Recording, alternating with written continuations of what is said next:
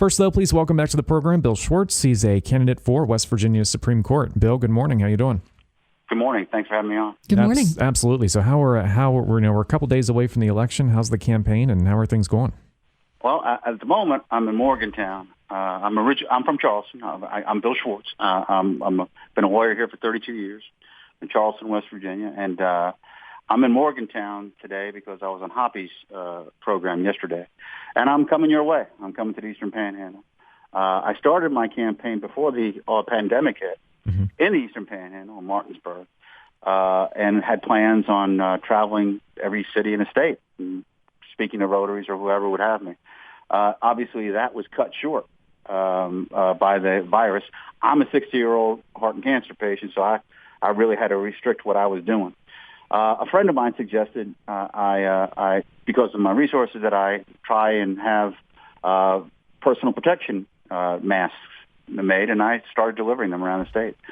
350 to 400 of them to various facilities around the state of West Virginia. Gave me a chance to get out a little bit and meet certain people and get our message out. I'm sure they were well appreciated, right? Oh yeah, it was well received. I started at St. Mary's Hospital in Huntington, where one of my sons goes to Marshall University, and he has friends who are nurses there, and that's where the suggestion came from. And I kept it going. Parkersburg, Boone County, Mon General. So I've been all over the state doing that during the pandemic. Obviously, given social distancing restrictions, but I was able to get out at least a little bit, get out of the house, and get our message out. But it's been restricted, and I've done the best I can. And I'm glad to be out and moving again finally. So, what compels someone to run for the Supreme Court of Appeals in West Virginia? I got into this. I've been a trial. I've never been a judge. I've never been a politician, and I've had a successful career. I'm a graduate of Washington Elite School, where I was justice then on the Moot Court Board meeting. I was one of the top student advocates and a regional champion in national trial competition. Trial lawyer is what I wanted to be. I wanted to represent people in courtrooms. I wanted to cross-examine witnesses. That's what I've done for 32 years. And about a couple of years ago, I got as upset as everyone else with $32,000 couches, $3 million renovations, and disrespect for our taxpayer dollars. I haven't lived on the taxpayer dime. I'm the guy paying quarterly taxes and running a business, and I was upset. So I got into it a couple of years ago just to make a statement, and it was an abbreviated campaign.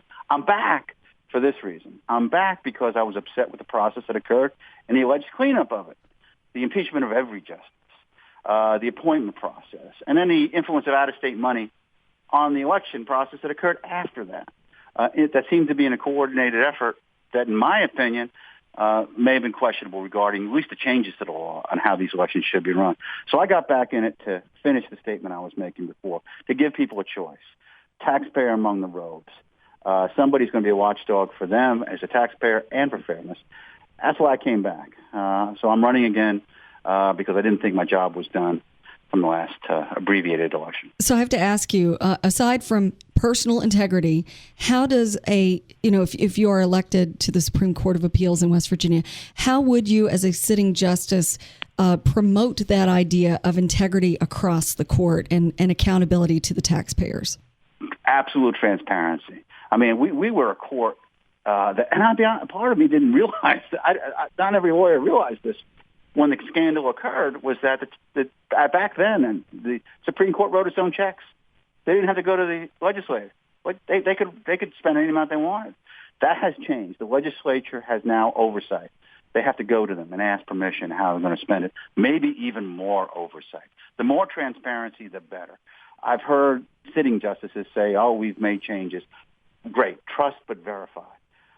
I think, me personally, as a watchdog, the difference between me and sitting justices is that I've been paying those taxes all those years, and if I see something, I'm going to say something the minute I see it. And I think that's true of anyone, whether you're a sitting justice or a policeman watching their fellow coworker.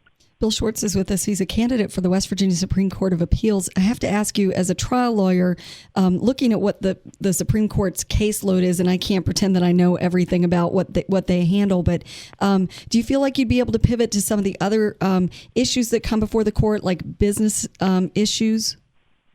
Absolutely. I mean, my experience is not just in trials, but I've been teaching various classes in constitutional law. I've been handling questions at various radio stations regarding constitutional questions of family law. And for 30 years, I was married to a federal prosecutor. I think I have a wide range of experience, but I think my record speaks for itself that I'm smart and I can figure it out. If there's an area of family law I haven't particularly touched, and to be fair, when I have a serious family law issue, I give it to somebody I think is an expert in it. But I'm gonna be able to draw on my resources to learn, and the 4 clerks that I'll be hiring to help me learn. So yeah, I think I got the education and experience to handle any issue that may come. Trial lawyer learns an issue every single time. The case may be different every time. I'm dealing with a different kind of expert every time. They're educating me on how to take my case to trial. Yeah. So I spent my life learning how to do things. And Bill, you've been traveling across the state. Are there any concerns that you're hearing among people that you're talking to? Yeah. The biggest concern I hear is the 7,000 kids that we have in state custody right now. The kids who are the fallout from the opioid crisis. How are we going to handle that? And another issue I hear from trial lawyers and from other lawyers, both sides of it, is this argument over whether we need another court system, an intermediary court. Absolutely not. I think it's a waste of resources.